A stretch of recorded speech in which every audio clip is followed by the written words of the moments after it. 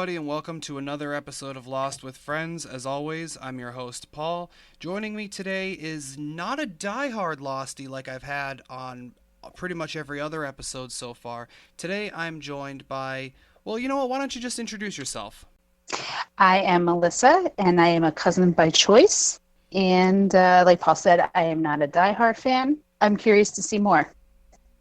Okay. Now your sister is a diehard fan. I'm a Hmm. diehard fan, and we've Hmm. been trying to get you into the show for a while now, a few years actually, to the point where I Yes. used to come to your house almost every day just to almost force you to watch the show, but we never really Yes. got past the first season, right? No.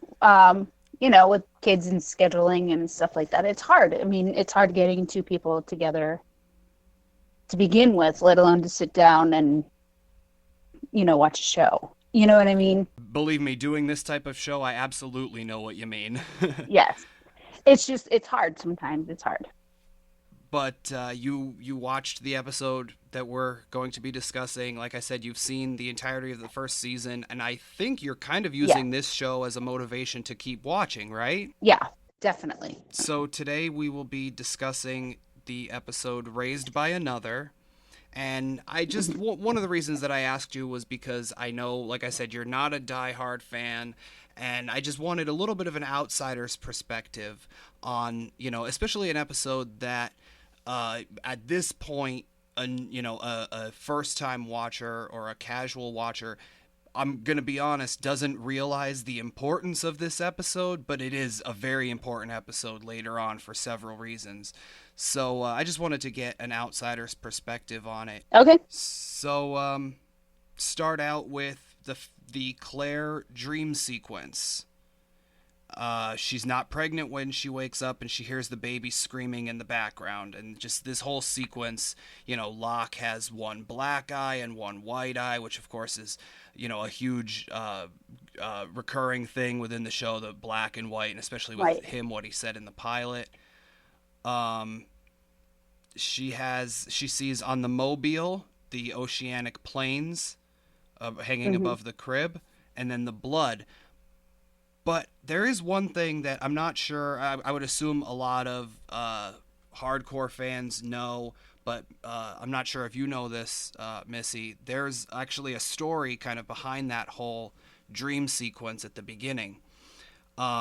And I'm going to go into almost lecture mode at this point. Jack Bender, who was the executive producer and the director of the show, he was the one who was there every day for everything that was going on in Hawaii. He was the two writers, Damon and Carlton, they often referred to him as their partner, their third showrunner, because he, like I said, he was the one, he would be in charge of all the other directors, and he oversaw pretty much everything day to day actually in Hawaii. And when you're doing a show like this, especially when it's in its first season, you want to try to get directors who have done similar shows or who can easily adapt to this type of thing and whatever. And the woman who, if I'm not mistaken, the woman who directed this episode did episodes of like Buffy and Angel and things like that. So she's been around for quite a while. But she only ever did this one episode of this show, because I remember hearing a thing where Jack Bender was talking about how she wanted to shoot this opening dream sequence in black and white. And he said, like, that's not, because they were still trying to figure out the style of the show a little bit, even this far in. Hmm. And he said, that's not really how we do things here on this show. Like, we don't want to present it immediately as this is a dream sequence, because if you see something like that, you're immediately like kind of taken out of it, like, oh, okay, this is obviously not real because it's in black and white. Hmm. So she was like, I really want to do this in black. And he said, actually at a later point when they were talking in regards to the at the time the final season, and people asked him, like, oh, is there anything that you've ever had to kind of step in and be like, I'm in charge here? And he said that there was one thing with one director, which refers to this event, where it was like the only time he had to kind of step in and say, like, no, like, yeah, you're the director on this episode, but I'm here all the time. I am, in charge of how this whole thing looks. So, yeah, your episode, but it's, like my show. And Right. this is one of the only times that he kind of had to step in and say, like, that's, you're, what you want is not happening, you know? Yeah. So I always thought that was interesting, and I always kind of wonder if there was ever a version of it in black and white, or if he just kind of stepped in early enough and was like, no. Well, that's a good idea. If there is another version of it, black and white, and Yeah. they shot it both ways, and then they rewatched it and seen what one was better, you know? Yeah, I mean, personally, I think it would be interesting to see the black and white version, but I definitely think that the version that we have, where it's you almost immediately you do get taken out of it of like, okay, wait, this is a dream sequence because she wakes up, she hears the baby screaming and then she wakes up and it's like, okay, she's not pregnant, but she's still on the island. Something's going on here, or like, did I miss something? You know? Yeah. Yeah. But I definitely I do like the version that we have, and I think the certain visual cues like Locke's, one black eye, one white eye, I think it works better when it's in color versus if it had Yes. been in black and white. Yeah, because you never would have seen the black and white eyes unlock, which, to be quite honest with you, I didn't notice. So I'm gonna have to rewatch it again. I didn't notice that. My next note is that she wakes up screaming, and Charlie is immediately there for support. One of the recurring things on this show, of course, is me talking about how I'm actually okay with Charlie versus everybody else who says that they don't like Charlie. Now, having just seen the first season, what do you think about Charlie? Um, can I refer back to other podcasts that you've done? Sure. Okay, though, I can't think of her name, and I listened to her, and she's on she didn't like Charlie at first. I can't remember the girl's name that you did it with, but I remember her saying that she wasn't a big fan of Charlie at first, but then after the end, she got kind of grew to like him a little bit. And I have to agree with her. He's all about, well, I'm in a rock band. I was this, I do that. You know what I mean? I don't mind Charlie. I mean, I don't have a favorite character, but I don't know. If I remember correctly, where the last that we watched it, one of your favorite characters was Locke because you sort of had a crush on him, right? I did. Sure. Yeah, I mean, where else can you get a man that could kill a boar, skin it? If he could do all that and like just show up with the cooked meat in front of me, that's always a good thing. He can hunt. He knows a little bit about the outdoors where I'm not outdoorsy, so I could see him totally taking care of me. Totally. I'm like Um, Shannon. I need someone that will take care of me. okay. I know you, and I would have never compared you to Shannon, but okay. Well, I'm not like her, but yeah, I can't fish. Who the heck is gonna fish for me on an island? Because I'm not. Okay then. um, my next note is in the flashback where Claire and her then boyfriend Thomas are going, and he says like, "Did you do it right?" And she says, "I can pee on a stick." That line always makes me laugh. It does. I don't think it would be that difficult. I don't know why a guy has to. Oh, and it seems like that's always on TV where a guy's like, "Well, did you do it Yeah. right?" And it's like, it's not that complicated of a process. It's more complicated not peeing on your hand instead of on the stick. That's the way I look at it. There's only one Okay. way to do it. I'm You spoken can't from fudge it experience. up. Exactly. um, Claire says that her mother would disown her, and Thomas says she practically has already. Now, I don't want to get too spoilerish, but now, Missy, unfortunately, I'm not sure you know exactly what this is referring to, but diehard fans will know. I think this is a major continuity error within the show. Yeah. Yeah, I don't know. I haven't seen past the first, so I have no idea what that even means. Okay, I have Jack happens upon Kate sinking. I thought that was a very sweet moment between those two. Hmm. I have suddenly, it's been a week since Saeed left. 2 episodes ago, Saeed left the camp.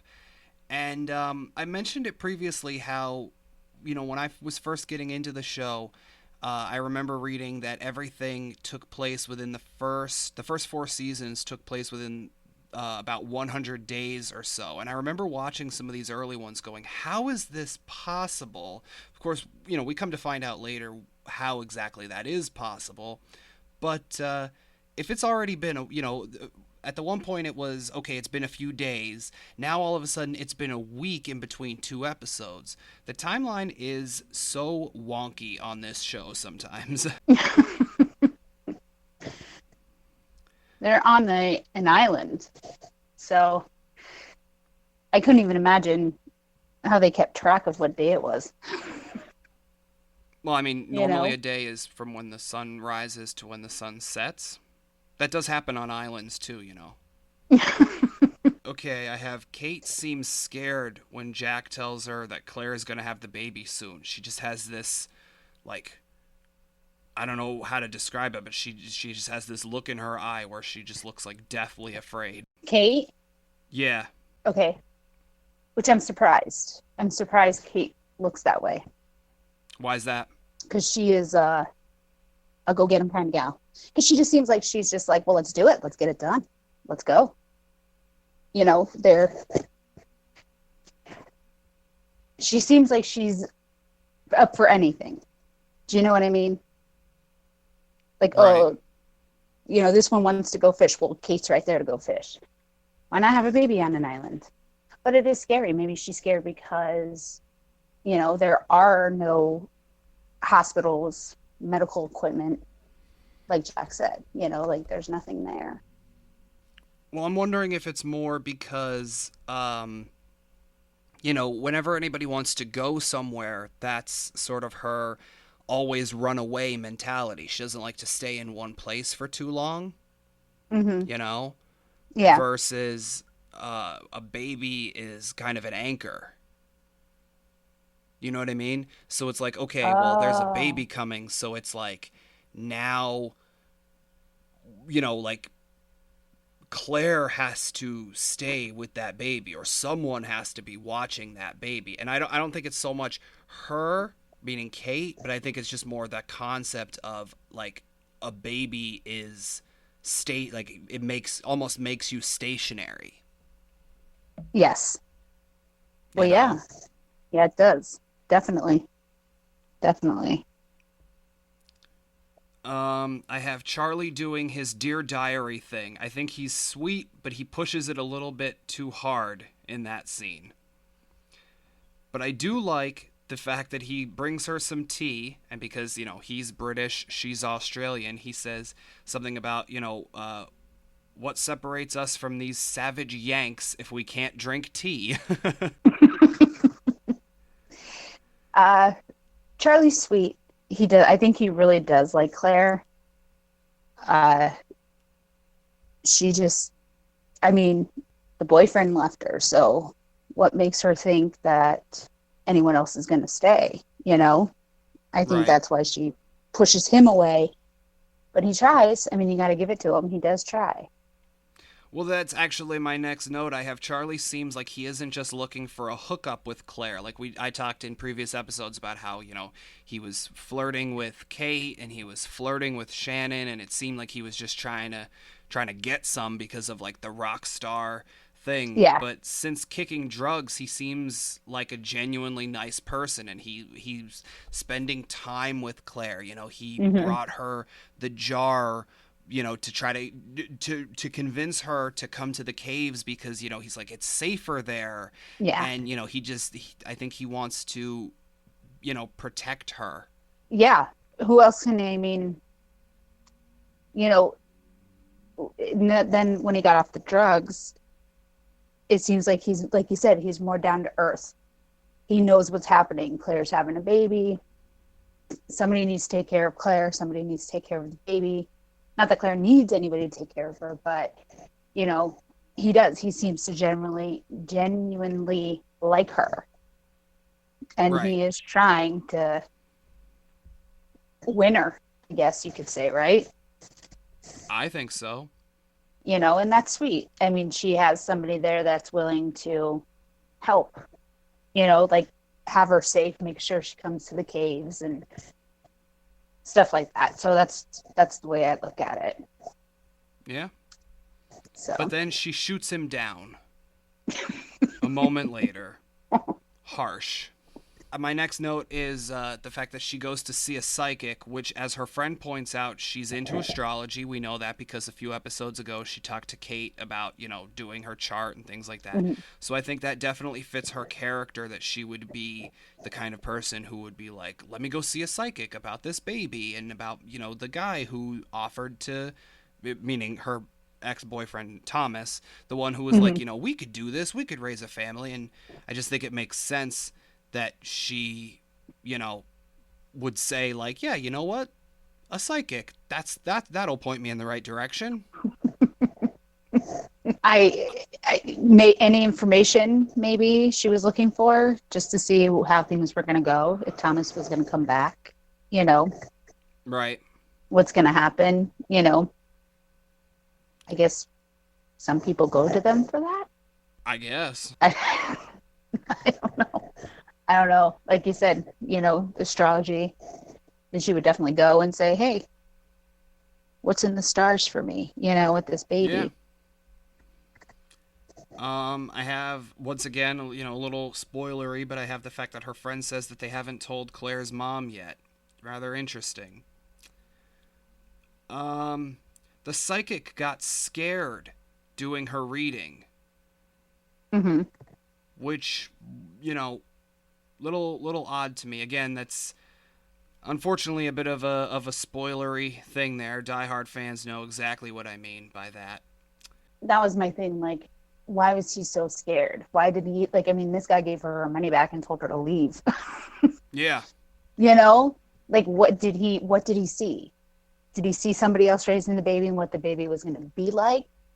Or, like, that's what I don't understand. Like, I mean, obviously, when you're watching it, that's what the suspense is for, you Right. know? So, Well, he says a little bit later that he saw blurry, and that blurry is bad. You know. yeah, And personally, I've always wondered if he is seeing the smoke monster. the smoke monster. Yeah, the smoke monster. The smoke monster. That's a little scary. Yeah. I have, when Claire is laying down, was that another dream or was it for real? The hand over her mouth and there's that like screeching music and we see a needle and, you know, she just like freaks out right before, I believe it's right before that commercial break would happen, and she just like, Hmm. the moment I'm talking about? I do. I do. I watched the episode specifically today, so I do. I remember it. Yeah. Um, I mentioned it in a previous episode, but I have that Locke's friend Ethan is back. Mm, Yeah. yeah. Um, I have, you can tell by the look on Jack's face that he's concerned, but not in the way she wants when she's telling him, like, oh, he tried to, stab me with a needle. And Jack gets this look on his face where he's concerned, but it's more her paranoia than, you know, the fact that something actually happened to her. Yeah, it seems like he's like, oh, you're going a little crazy now. Like that's the look. The Yeah. look of, oh, you're pregnant, your hormones are going crazy, and you're a little crazy yourself, Claire. I know I feel bad for her that nobody like believes her, but um, I mean, this guy is quiet as a mouse apparently, whoever it is, and he's not given too many hints of what's going on, and she's not seeing him, and she's not, you know, seeing anything else except for but the hand and the needle. Yeah. So it's like, what, Jack's the doctor, and he's like, well, stress and, being on an deserted island for how long, she may be going a little bit crazy, you know? Which, from his point of view, that's not very far fetched. No. But we as the viewer are led to believe that maybe that's not the case. Yes. Yes. That she really is being attacked, Right. right? Yeah. So poor Claire. I feel bad for her. I mean, Charlie believes her. Charlie's on her side, which is, you know, give that guy an A for effort, sticking up for her. Yeah. So, I have Hurley once again with a good idea. He previously, decided, well, everybody's so stressed out, let's have a golf game. And now, once again, he has a good idea with who is everyone? They've all been together, and practically they've formed a society, or really two separate societies, at the caves and the beach, but yet they still don't really know who's who around there. mhm. And we also find out that his name isn't really Hurley, it's Hugo Reyes. Right. We find that out for the first time. So I was, Right. that was pretty cool. I like Hurley. I mean, he seems like an easygoing kind of dude, and he's right. Nobody knows anybody. If I remember, he was saying he called somebody Lance. Was it Lance or Steve or something like that? And it was totally the opposite guy or something. Yeah. So, I mean, he's right. Somebody in that camp might be going a little loopy, and you should know who you're sleeping next to in the Yeah, caves or on the beach. So, I totally understand. I get it. absolutely. I have that he comments that someone seems to be getting punched or stabbed every other day, but I just love the fact that it's the main characters that are doing all of those things, including Jack, who's been like he's telling this to Jack, and Jack has been, you know, punching people and whatever. I agree. I agree. It's funny because it's mostly the main characters like Sawyer, uh, Jack. They've gotten into it a few times, and then you throw in Saeed in there, and he's gotten some stuff. Yep. He's gone on a couple different fist punches, and yeah, he's right. Yeah. It's funny, but he's right. I have Charlie, even after being rejected, still is a good friend and promises to stay with Claire, which to me, that's the sign of someone who truly cares. That even after they're Mhm. rejected, they're like, well, you know what? I'm still here, still gonna be here. I'm not gonna, I'm not gonna say I'm gonna be there, and then you reject me, and then all of a sudden, well, you rejected me, so you don't matter to me anymore. Like he's proving the thing, even if she doesn't believe it. Right. Totally agree with you. He is totally proving, you know what? We could still be friends. One day maybe I'll win you over, Yep. And until then I'm going to still be by your side to help you with whatever you need help with, you know? Yep. So yeah, totally. I have in Claire's flashback when she's setting up the apartment that she talks about drapes. And I remember reading something that Australians don't really say drapes. I'm not quite sure how true that is. I asked some of my Australian friends, but they said they weren't quite sure what I was trying to ask them. So, because I think I used the word curtains instead of drapes when I was asking them because I misquoted the line. But I'm pretty Hmm. sure I read somewhere that Australians don't really say drapes. So, if somebody could comment on this and let me know how true that is or untrue, I would love to know, and I will clarify it at a later date. Yeah. I have now Thomas has a change of heart. What a jerk. Yeah. I mean, Like, he's the one who talked her into keeping it, keeping the baby, and now he's like, oh, it's real. What does that even mean? yeah, It exactly. was Like, It was real before. It was real when she peed on the stick and knew how to pee on the stick. So yeah, it's been real. It's just, things do change when you have kids. Yeah. Like Claire said, she just got drapes. She never had drapes. Yeah. So Well, I love his thing of like, what about me and my painting? Like, once you're a parent, it's not about you anymore. no, no, And you are a parent, so you can tell us yeah, this firsthand. absolutely, absolutely. I felt bad for Claire when he said stuff like that because in the beginning, he's the one who said, we can do this. And then she's like, oh, okay, well, maybe we can. And then you flash to this point where she's got a bigger belly. And yeah, it's real. I mean, you know, things do change. You can go out for your 1 month date night once a month. you know, Yeah. it changes. Babies change you. And, you know, some for mine for the better. So I'm very grateful. But yeah, One day he they're gonna was listen back to that and go, "Oh, mom, that was so sweet." yeah, absolutely.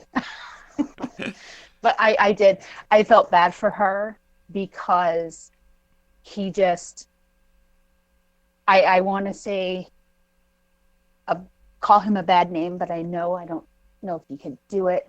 So we're just gonna say he's a jerk. He's just a real jerk to her, and that made me feel bad for her. Absolutely. He brings up her daddy abandonment crap, which is the first mention so far of her father.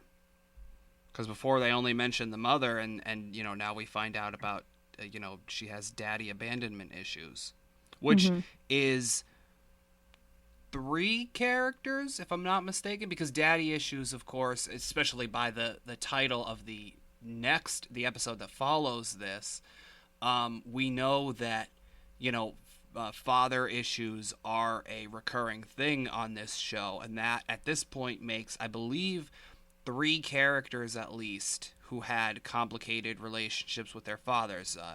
Jack, we know, because like Mm-hmm. his father told him like you're not good enough. Mm-hmm. Um, Claire, obviously, through this episode, her ex boyfriend says she has daddy abandonment issues, and I would probably put Sawyer in that category because his father, killed his mother and himself. So I would say that would be, I would have an issue. Even if it's not one that you can resolve, I would still say there's an issue there. Yeah. Oh, definitely. Back on the island, I have, Hurley going around doing the census, and Locke brings up a good point, albeit jokingly, when he says, "Who's checking on you?" Yeah, I know. Oh, jeez. I have that Locke says that what he was looking for found him. We get it as the audience because we saw, he couldn't walk and now he can on this island and whatever, and he's very peaceful now. But for Hurley, that just goes right over his head. Over. Yeah. Yeah, it does. And then the best part, though, is that he turns around and says to, a random extra walking about, I know I already talked to you, but I just need to get away from that guy. Okay. Actually, here's what makes that line even better is that wasn't in the script. Jorge Garcia just did that, and they Are you liked it, and serious? they kept it in. That's awesome. Yeah. I heard him say, I already talked to you. I do remember that. I did not hear him say, I need to get away from that guy. Yeah. That's funny. That's funny. Because some people, I mean, um, some people seem like, Locke's a weird guy, you know. Well, I mean, He, to be who's fair, at this point, what do they know? He has 399 now, knives, and he can Right. just go into the jungle and randomly kill boar, and he can bring it to them, and he's just like always calm, and he knows how to make the dog whistle, and you know what I mean, like all, and Yeah. that being a dog whistle, a physical thing, not he can make a dog learn how to whistle. That sounded weird when I said it. um that would be interesting though, a whistling dog. um Yeah, true. but he does all these things, so he is a little strange, you know. Yeah. Yeah. I mean, you don't know what the man's capable of. So people may be a little nervous around Luck. I would be. That's why he'd be my friend. I would get on that man's good side with 399 knives, and he can Oh, come walking out absolutely. of the. They're walking and they say that they can't find who attacked Claire, and Jack finally says what he thinks, that maybe she wasn't really attacked, but Charlie isn't having it. He's like, No. she's not crazy. Yeah. See, that's what I was saying before. Like, Jack is totally like, yeah, hormones, pregnancy. She's going a little crazy. And like I said, Charlie stood up for her, and his main thing was he wanted to keep her safe, and she didn't feel safe if she was having, whether it be dreams or not. Charlie,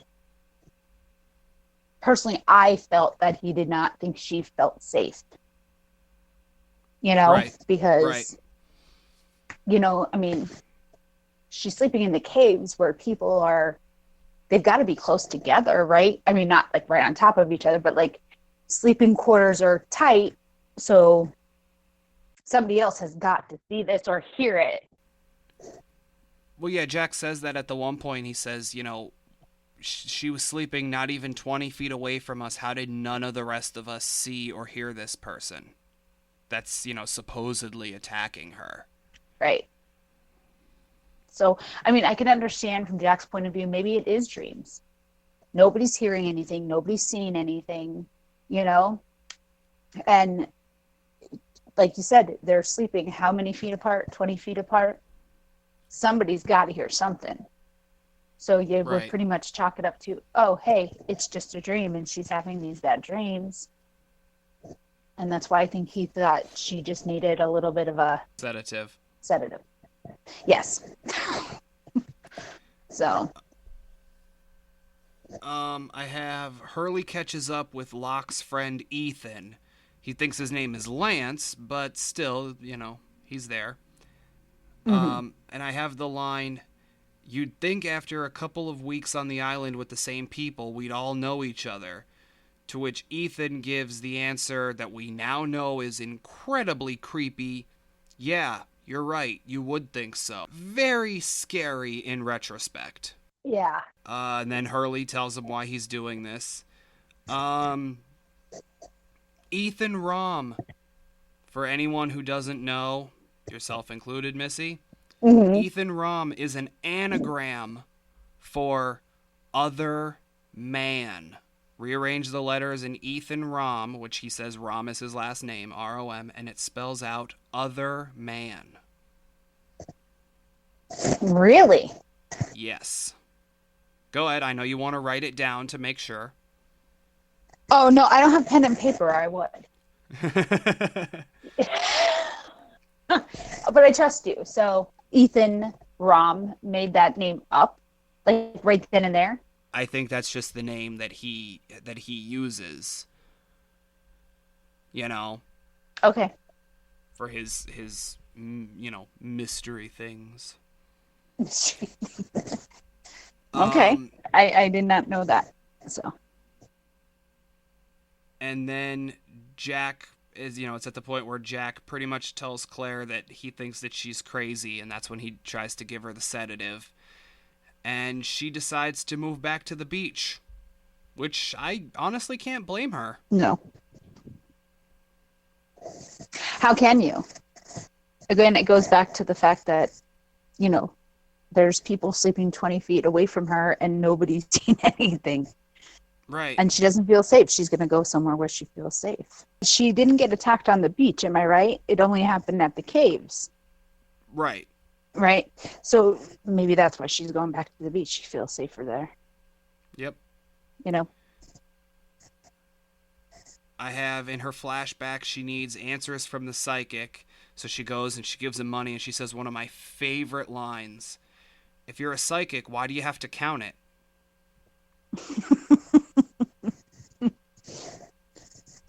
That's it's a good line. And, And he's a I love the fact that suddenly he has no problem doing the reading. I wonder if she offered him more money to do it. yeah. I mean, I remember the first time when she went and he told her to go take her money. I wonder what changed. Yeah. Did he, I mean, obviously, I don't know what he's seen in the first time. Did he think it was going to change? Is that why he accepted her money and did it again? You know? Right. I don't know. That's what I'm saying. I don't know. Like, that's weird. I never Um noticed, like, he did. He took her back in and gave her the reading the second time. I have that he says danger surrounds this baby, which of course, on the island we see maybe not surrounding the baby, but we do see that that's, partly come true. And then he tells her that she must be the one to raise the child. And like he gets really scary as he's saying it. Like he's like, "You need to be the one to raise this child," Well, it's funny is that when I watched it before and I was trying to jot down like quick things, that was one of the things I said, like, is she spawning the devil? Like, is that why he's like, nobody else could raise this baby but you? Like, nobody. And I'm like, poor Claire. Does she have the spawn of the devil inside of her? Is that why? Like, I couldn't figure it out. I'm like, yeah. Yeah. Well, going She by how much of a jerk Thomas very is, I mean, maybe. no, true. True. Because he's a jerk. That guy's just a jerk. So, yeah. Yeah.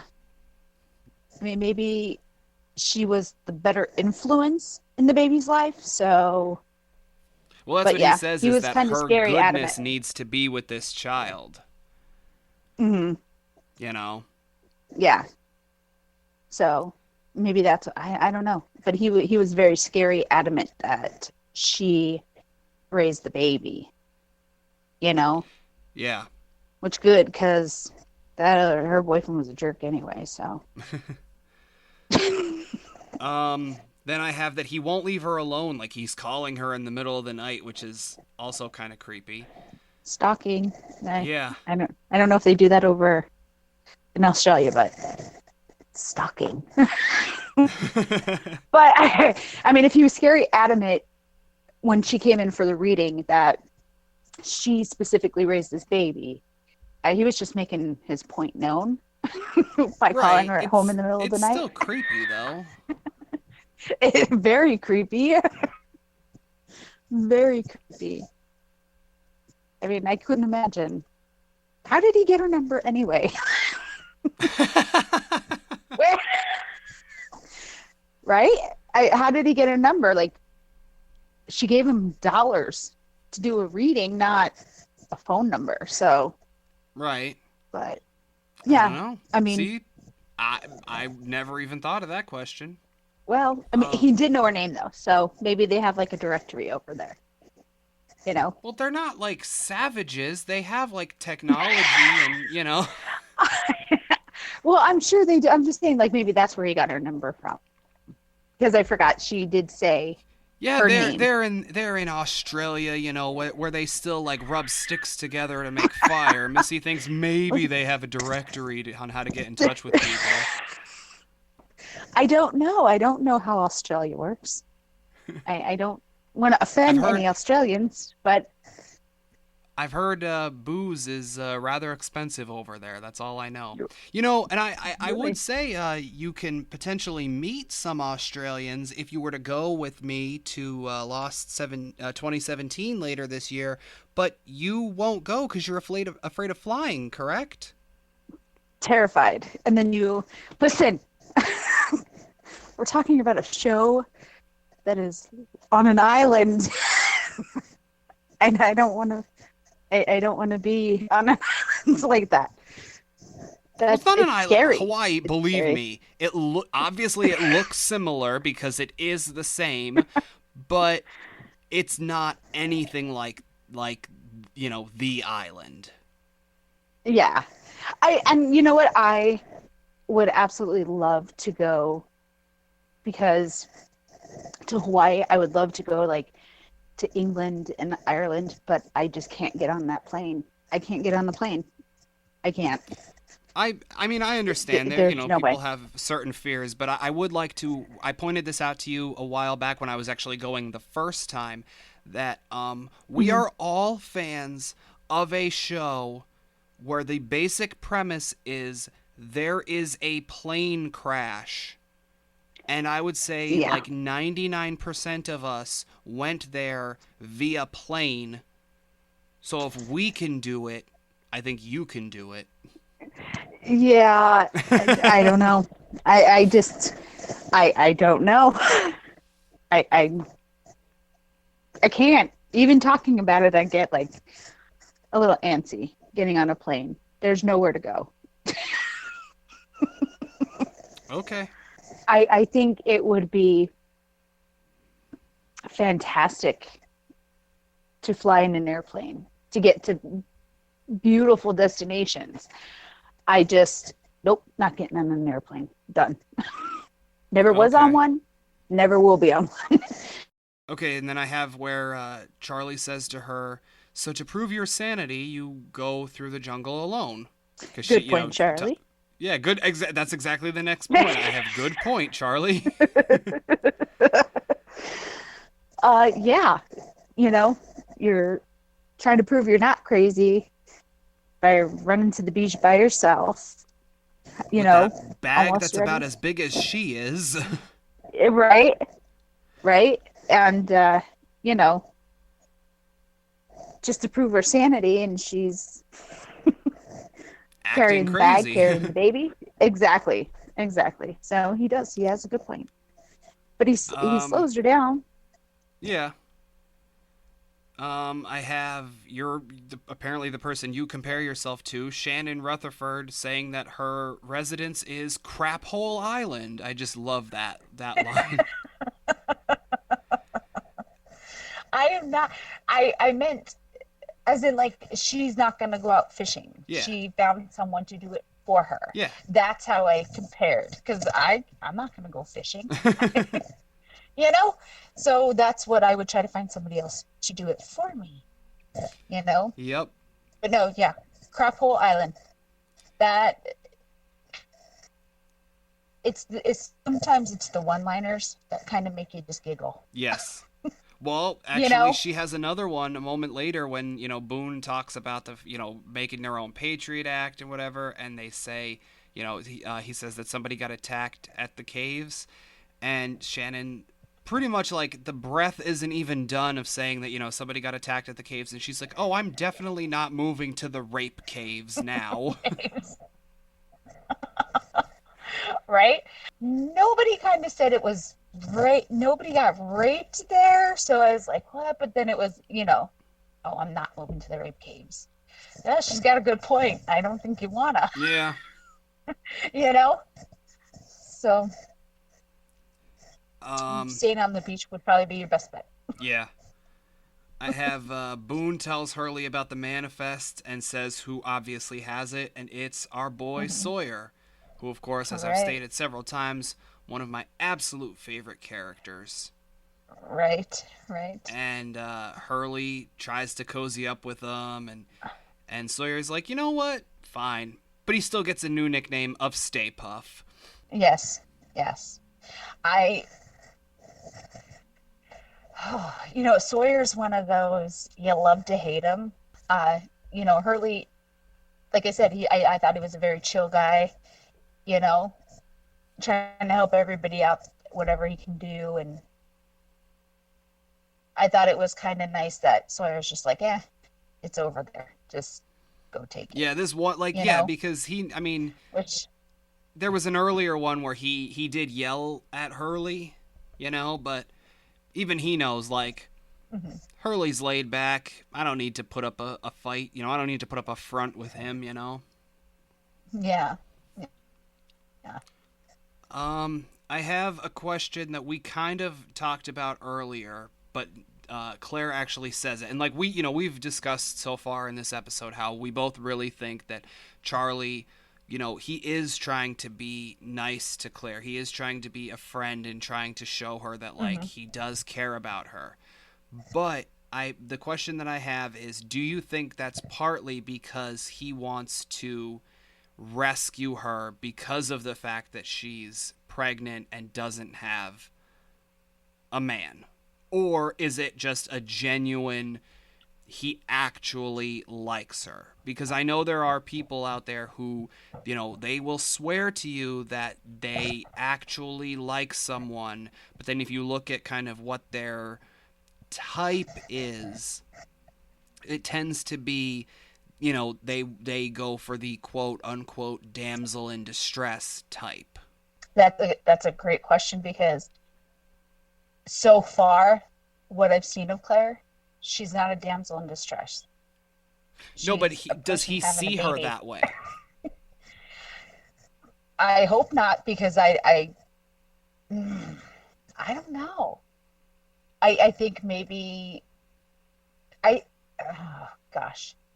I'm gonna go with my opinion. I'm gonna say I think he genuinely likes her. She's not giving, I don't think she's giving off any vibes of being a damsel in distress, a person who needs somebody there with her. Do you know what I mean? Right. So I think I'm gonna go and say, you know, when he was flirting with Kate in the earlier episodes, he's not sticking to Kate like glue. He's right next to Claire. You know what I'm saying? Right. So my personal opinion, I think he genuinely likes her Okay. and wants to be there and help her. That's what I think. Okay.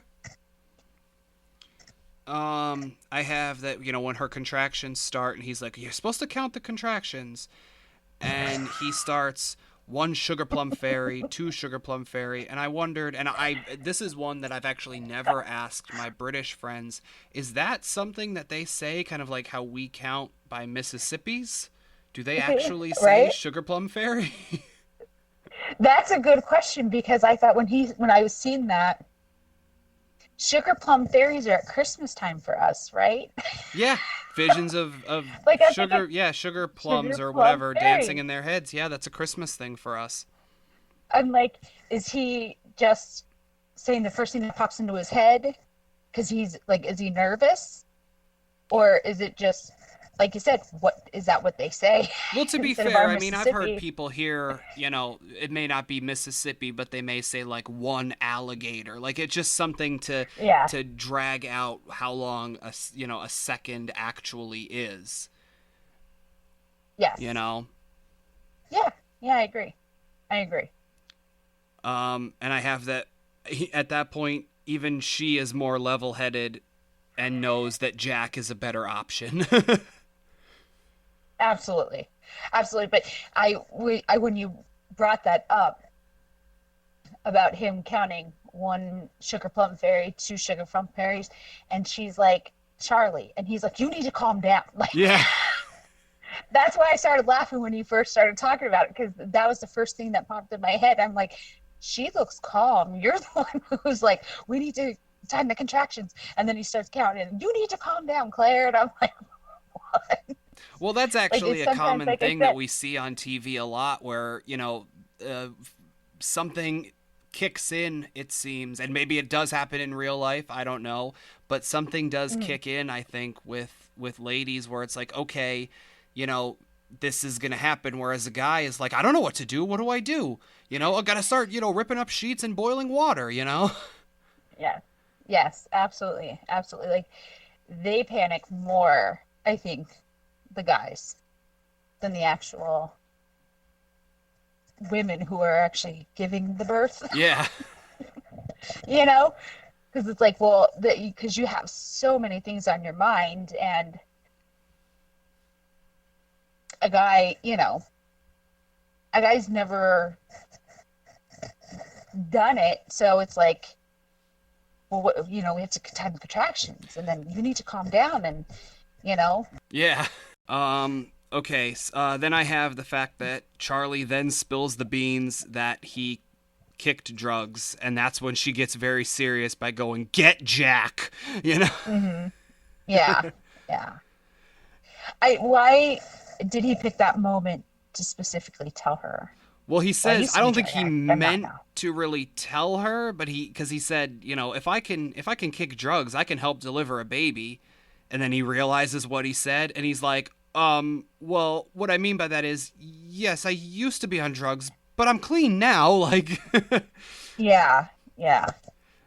Like he kind of like backtracked. I was like, why would he tell her that right then and there? Like that's not. yeah, that didn't help the situation at all. No, no, because now she's in pain and pissed off at you. Like, Right. no. But I mean, like I understand what you're saying too. Like, like, well, hey, if I could do that, I could deliver a kid. Well, I think that goes back So to I get the it. to the guy's thing of like, I don't know what to do, and very scatterbrained. So I don't think he really Yeah, knew what he was even saying.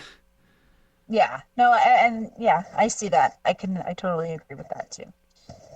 And I think she just, I mean, obviously Jack's a doctor, so you're gonna feel safer with a doctor. Yep. So Over a drug addict? Yeah, I'd say so. yeah, yeah. I agree.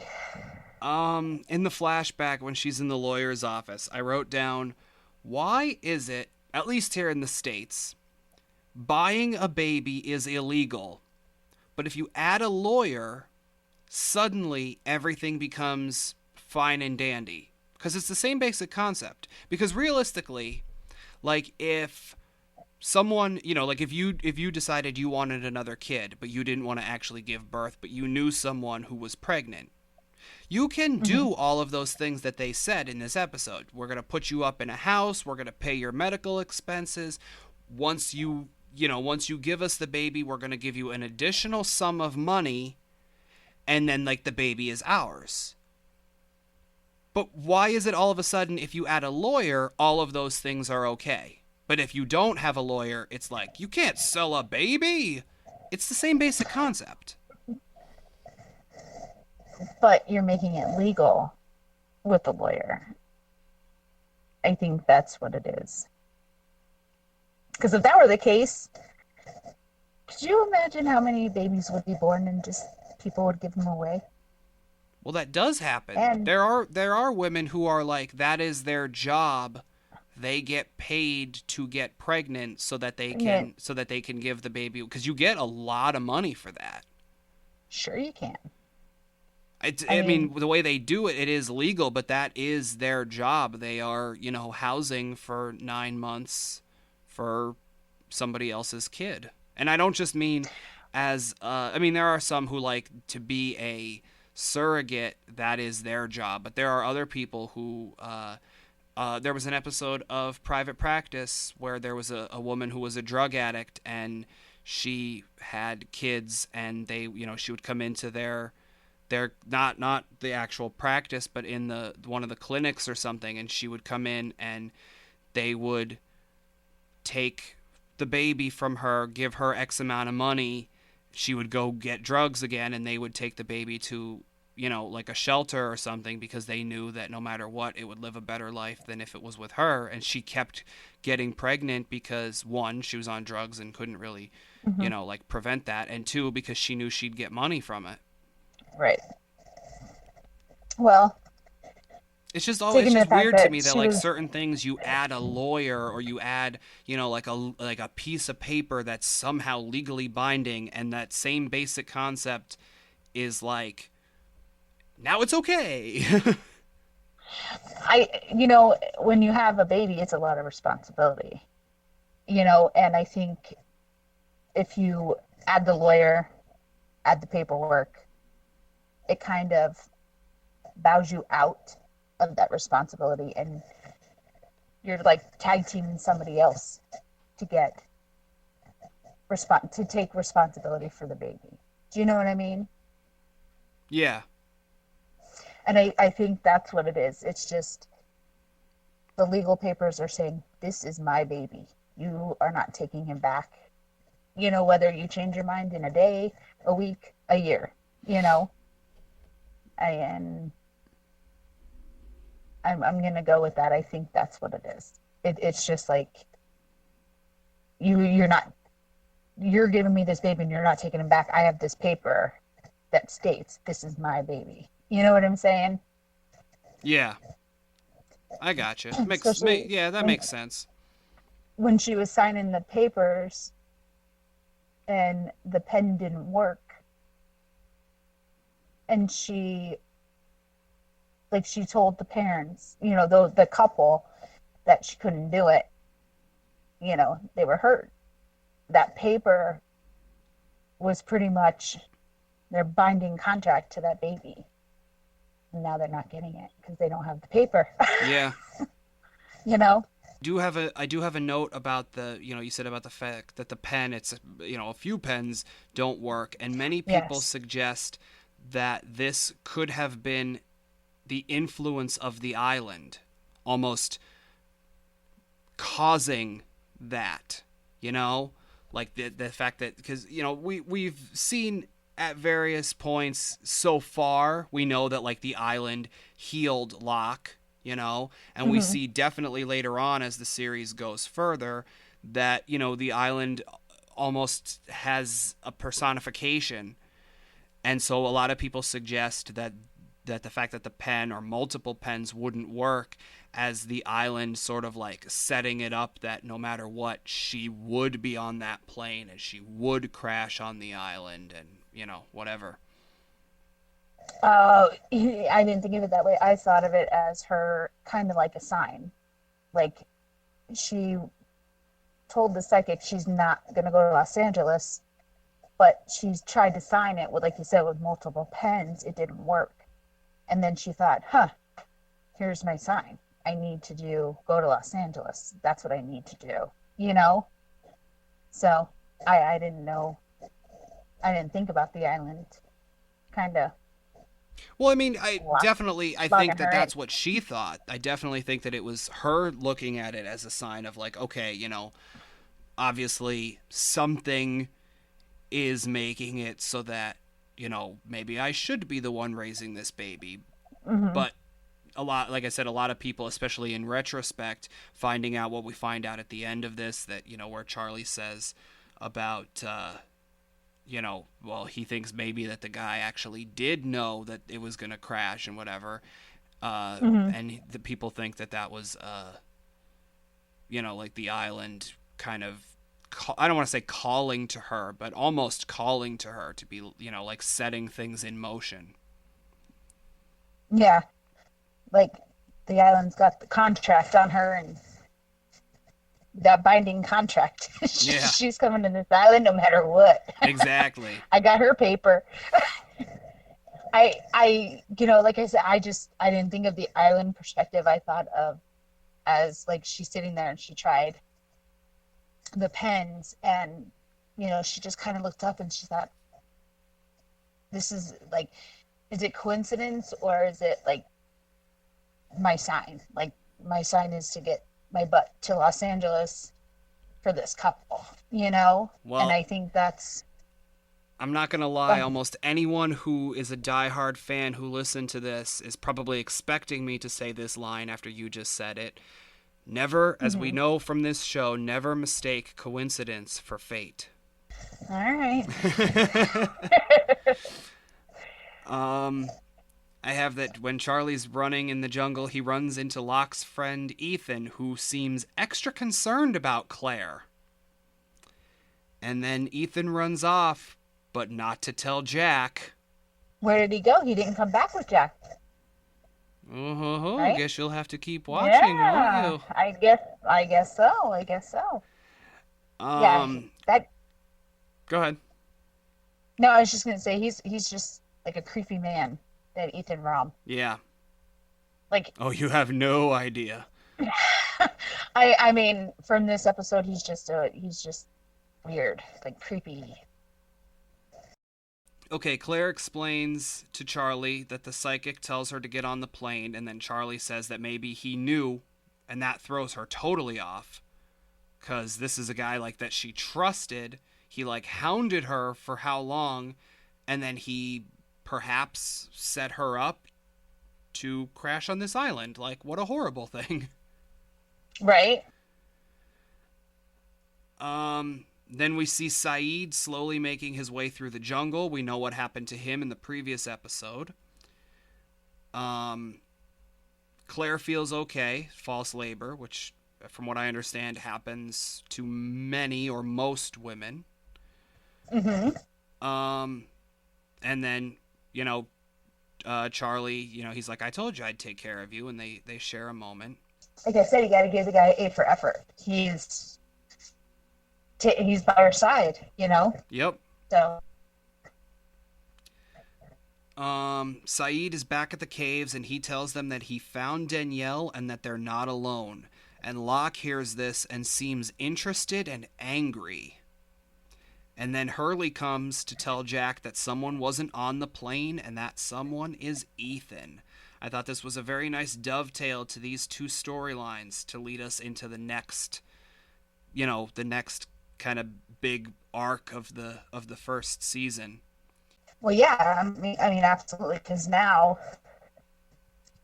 who is the other people?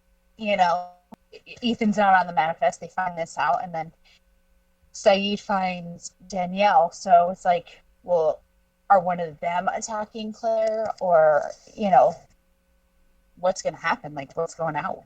Yep. What's going on? And then we You know? see the final thing. Charlie and Claire see Ethan, who at this point looks extremely creepy, and Claire looks very terrified. And that is how our episode ends. Poor Claire. I just feel bad for her in this episode. Like, you know, Yep. I I don't know. And Charlie's right by her side, so And if you notice in that final moment, he actually, like, he has his arm around her because they start walking, and he kind of, like, repositions his arm and almost pulls her in tighter when they're looking at Ethan, yeah, and they're like, well, where's Jack? Because last they know, Charlie ran to Ethan and said, hey, go get Jack. And he's just like, well, where's Jack? Like, because Ethan's here now. And Claire has this yeah, terrified look on her face. And Charlie, like, makes sure to, like, kind of reestablish where his arm is and almost pull her closer to be like, well, hey, you know what? I'm, you know, it's okay. I'm here, yeah, yeah, like reassuring her. Exactly. Because, she must have tensed up or something because, like, he is creepy looking at her. So, you know, so it's totally understandable. She would tense and he felt that. And he's just like, you know, I'm here. Don't worry. I got you. Yep. So, do you have any final comments on the episode? I I don't think so. I think we did pretty well. You know, I'm gonna definitely check out that Hurley thing though. I know I already talked to you, but I gotta get away from him because that was pretty funny when you told me. So now I gotta go back and watch again. But no, I think everything got covered. Okay. And we are, normally I'll ask people if they're going back in 2017, but you didn't go the first time. You're obviously not going this time. Very No, sad. I'm going to look for pictures on Facebook and see who you meet this time. Because you did meet, Jorge Garcia, yep, met him the last time yeah, there. yeah. So I will live Hawaii vicariously through you, all the fans that take the pictures. Okay.